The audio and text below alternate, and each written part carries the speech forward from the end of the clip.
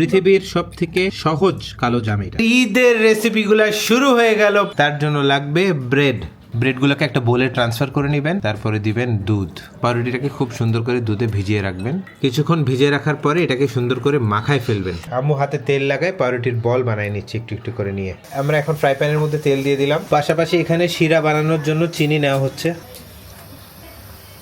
একদিক খুব সুন্দর করে হতে দিবেন, তারপরে এটাকে নাড়বেন। তার আগে এটা নাড়বেন না। 1 কাপ লাল চিনি, ওই সেম কাপে 1 কাপ পানি, ছোট এলাচ। আমাদের গরম গরম শিরা এখন উপরে আস্তে করে ঢেলে দিবেন। রেডি হয়ে গেল আমাদের ঈদ ডেজার্ট পাউরুটির কালো জাম। আমরা একটা ছোট্ট চামচের ঘি দিয়ে দিচ্ছি যেন সুন্দর একটা ফ্লেভার আসে এবং দেখতেও যেন সুন্দর হয়। লাস্টে আমরা দিয়ে দিব কাটা পেস্তা বাদাম।